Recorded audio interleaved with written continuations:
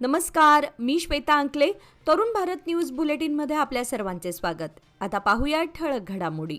धारवाड येथील कर्नाटक हायकोर्टच्या धारवाड खंडपीठाला आज सोमवार दिनांक 16 रोजी पुन्हा एकदा ईमेलद्वारे बॉम्बस्फोटाची धमकी देण्यात आली. या घटनेमुळे न्यायालय परिसरात एकच खळबळ उडाली.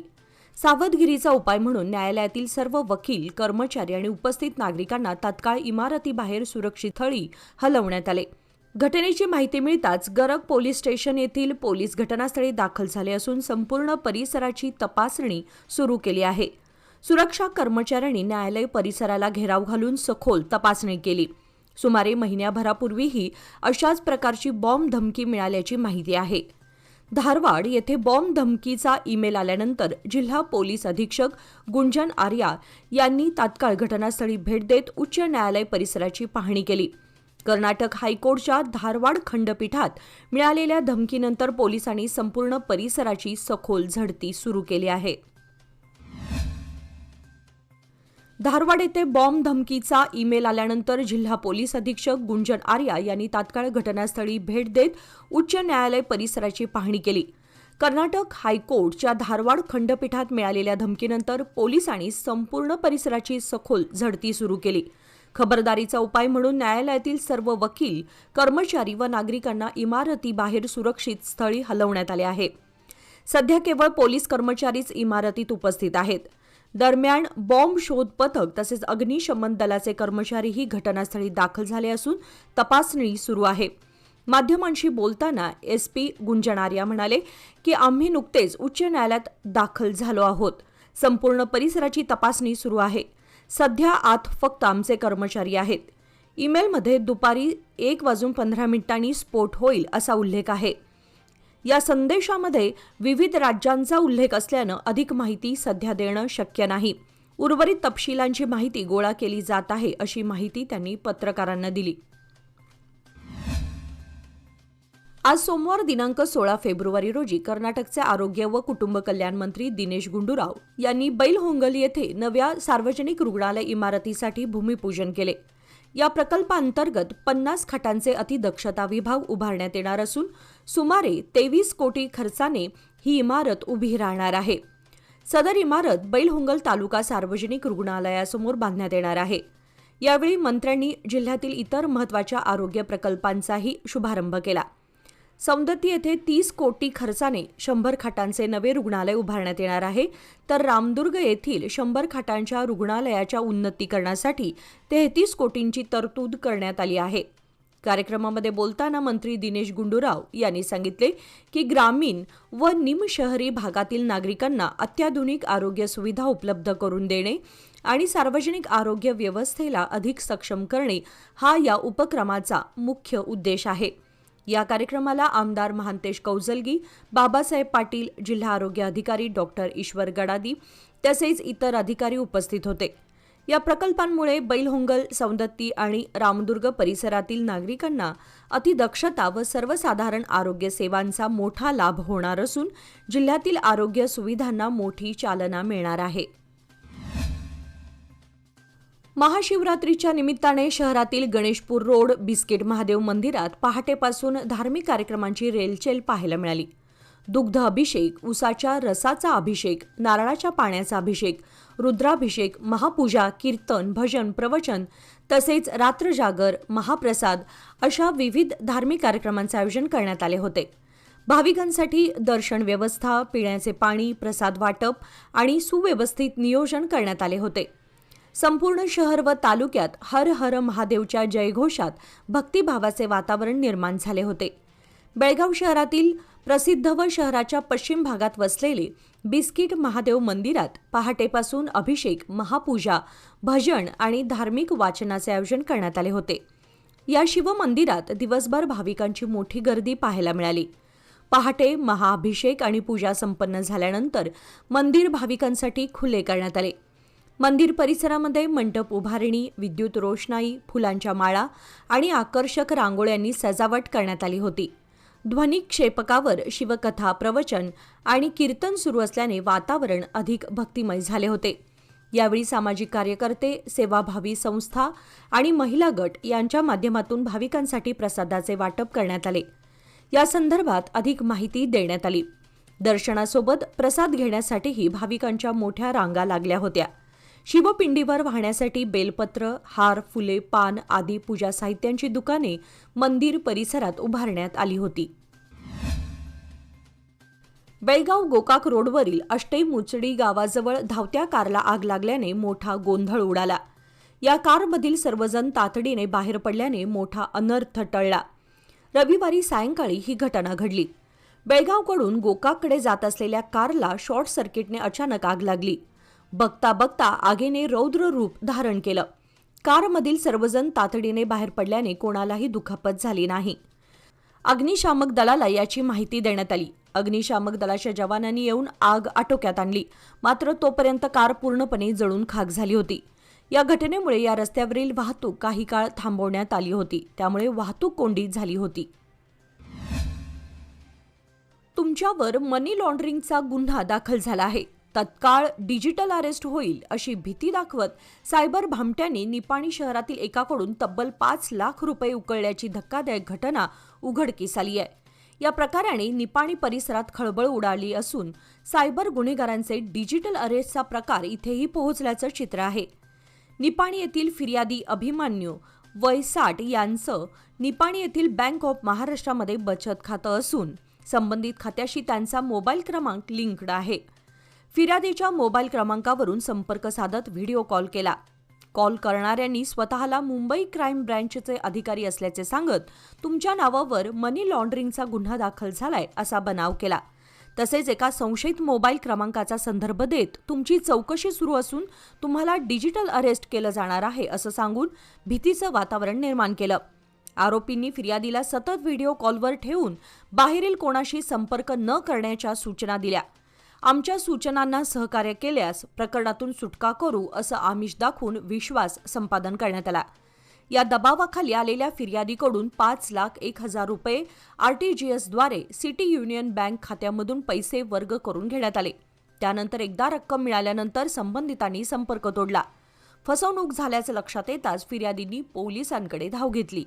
या प्रकरणी अज्ञात आरोपींविरुद्ध सायबर गुन्हा दाखल करण्यात आलाय.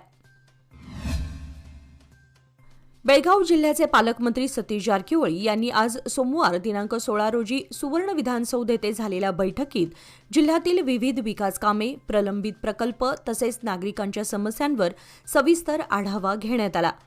यावेळी जिल्हाधिकारी मोहम्मद रोशन, बेळगाव जिल्हा पोलीस आयुक्त भूषण बोरसे, पोलीस अधीक्षक के रामराजन, जिल्हा परिषद मुख्य कार्यकारी अधिकारी राहुल शिंदे आणि उपविभागीय अधिकारी तसेच सार्वजनिक बांधकाम विभाग यांचे वरिष्ठ अधिकारी उपस्थित होते. पालकमंत्र्यांनी संबंधित विभागांना कामे वेळेत पूर्ण करण्याच्या तसेच जनतेच्या समस्या तातडीने सोडवण्याच्या सूचना दिल्या.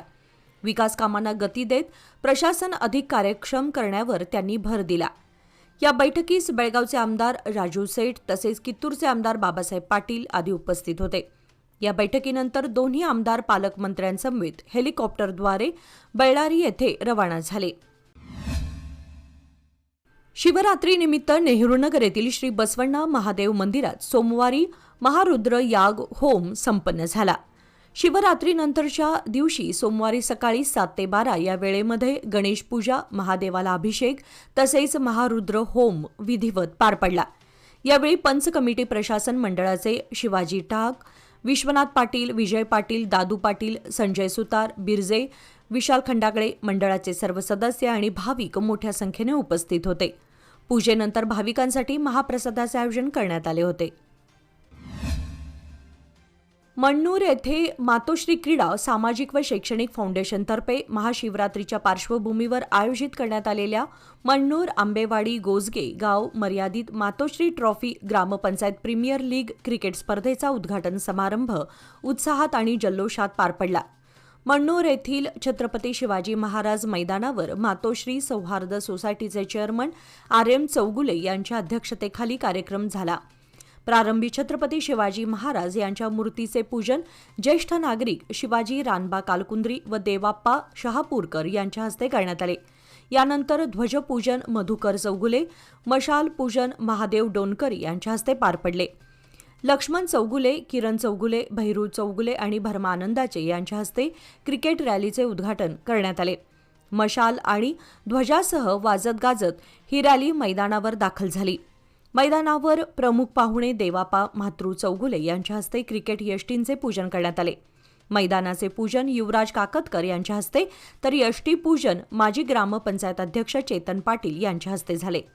स्पर्धेचे औपचारिक उद्घाटन विठू माऊली कन्स्ट्रक्शनचे मालक शंकर सांबरेकर आणि RM चौगुले यांच्या हस्ते करण्यात आले. यावेळी एशियन गेम्स 2026 चेन्नई येथे पोहण्याच्या प्रकारात 2 सुवर्णपदके मिळवलेल्या मयांक नागेश हालदार तसेच त्यांचे आईवडील व प्रशिक्षक श्यामसुंदर मालाई यांचा विशेष सत्कार करण्यात आला. यावेळी बहुसंख्य क्रीडाप्रेमी उपस्थित होते. बेळगाव बागलकोट रोडवरील सामरा गावाजवळ दुचाकीची धडक कारला बसल्याने दुचाकीस्वाराचा जागीच मृत्यू झाल्याची घटना काल रात्री 12च्या सुमारास घडली. सोहेल इम्तियाज देसाई वय 26 असं अपघातात ठार झालेल्या युवकाचं नाव आहे. चुलत भावावर तलवार हल्ला झाल्याने त्याला पाहण्यासाठी तो बेळगावला आला होता. त्याला पाहून रात्री बाळेकुंद्री खुर्द या आपल्या गावी जात असताना हा अपघात झाला. सोहेल याचा चुलत भावावर सुभाषनगर येथे तलवार हल्ला झाला. रात्री हा हल्ला झाल्याचं समजतात सोहेल हा त्याला पाहण्यासाठी आला होता. त्याला पाहून तो रात्री उशिरा बेळगावकडून बाळेकुंद्री खुर्दकडे चालला होता. यावेळी सांब्र्याजवळ समोरून जाणाऱ्या कारला त्याच्या दुचाकीची धडक बसली. या घटनेनंतर काही जणांनी त्याला रुग्णालयाकडे हलवले, मात्र त्याचा मृत्यू झाल्याचं डॉक्टरांनी स्पष्ट केलं. या घटनेची माहिती मिळताच मारिहाळ पोलीस घटनास्थळी दाखल झाले. या घटनेचा पंचनामा करून त्यांनी घटनेची नोंद करून पुढील तपास सुरू केला आहे. बेळगावातील Gomtesh English medium primary school Hindwadi येथे पही वाइब्स फाउंडेशनतर्फे हॅलो पिरियड्स या विशेष सत्राचे आयोजन करण्यात आले होते. या उपक्रमाचा लाभ शाळेतील सुमारे 80 विद्यार्थिनींनी घेतला. या सत्राचा मुख्य उद्देश मुलींच्या मनातील मासिक पाळीबद्दलची भीती घालवणे, सामाजिक गैरसमज दूर करणे आणि त्यांना आत्मविश्वास व योग्य माहिती देऊन सक्षम करणे हा होता. मासिक पाळीच्या स्वच्छतेसोबतच मुलींना गुड टच, बॅड टच आणि पौष्टिक आहार यासारख्या महत्त्वाच्या विषयांवरही सखोल मार्गदर्शन करण्यात आले. हे सत्र यशस्वी करण्यासाठी डिंपल पोरवाल आणि सिल्कू पोरवाल यांनी परिश्रम घेतले. यावेळी पही वाइब्स फाउंडेशनच्या संचालिका अध्यक्षा रक्षा यू, सदस्या मेघा दुदामी व बिजल शाह, शाळेचे प्राचार्य नाईक सुजाता पाटील यांच्यासह इतर कर्मचारी वर्ग उपस्थित होते. निपाणी महामार्गानजीक असणाऱ्या पूर्वंत PUC सेंटरमध्ये बेळगाव येथील ग्राहकाची सोन्याची 2.5 तोळ्याची सापडलेली बांगडी प्रामाणिकपणे परत केली. त्यामुळे बेळगावच्या ग्राहकाने सुटकेचा निश्वास सोडला. याबाबत घटनास्थळावरून मिळालेली माहिती अशी की निपाणी महामार्गानजीक पूर्वंत PUC सेंटरमध्ये बेळगाव येथील ग्राहक आले होते. दरम्यान PUC भरत असताना कारमधील महिला ग्राहक खाली उतरले. यावेळी त्यांच्या बालिकेने 2.5 तोळे सोन्याची बांगडी हातात खेळत असताना ती तिथेच पडली. ही बाब काही तासानंतर या महिलेच्या लक्षात आली. यावेळी त्यांनी पावतीवरून पूर्वंत PUC सेंटरला दूरध्वनीवरून संपर्क साधला. यावेळी PUC सेंटरच्या मालकांनी त्वरित ही बाब तेथे काम करत असलेल्या PUC ऑपरेटर प्रदीप मारुती एझरे यांना सांगितली. सुमारे अर्ध्या तासाच्या परिश्रमानंतर ही सोन्याची बांगडी PUC ऑपरेटर प्रदीप एझरे यांना मिळाली. PUC मालकाने बेळगावच्या महिला ग्राहकाला त्वरित फोन करून सोन्याची बांगडी मिळाल्याची माहिती दिली. त्यानुसार शुक्रवारी दुपारी बेळगावच्या महिला ग्राहकांना प्रदीप एझरे यांनी परत केली. यावेळी बेळगावच्या ग्राहकांनी त्यांचे आभार मानले. बेळगाव क्लब रोड परिसरात बिबट्याचा पुन्हा वावर सुरू झाल्याची दाट शक्यता वर्तवण्यात येत आहे.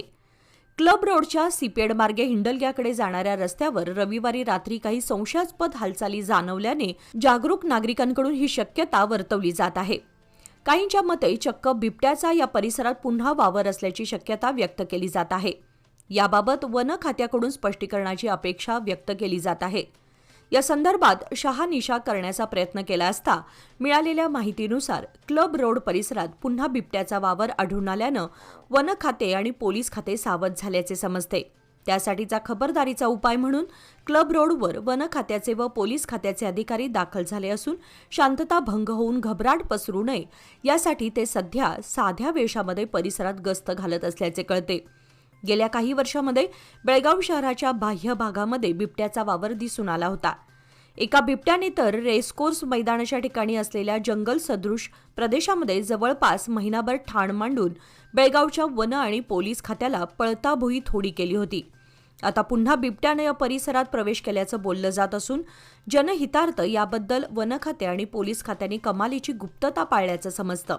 दरम्यान क्लब रोड परिसरामध्ये बिबट्याचा वावर सुरू झाल्याची अफवा शहरात पसरली असून याबाबत अनेक तर्कवितर्क लढवले जात आहेत. याचबरोबर आजचे बातमीपत्र इथे संपले. अधिक माहिती आणि ताज्या घडामोडींसाठी पाहत रहा तरुण भारत न्यूज चॅनल. तसेच आमच्या चॅनलला लाईक, शेअर आणि सबस्क्राईब करायला विसरू नका. आणि विश्वासार्ह बातम्यांसाठी दररोज वाचा दैनिक तरुण भारत. धन्यवाद.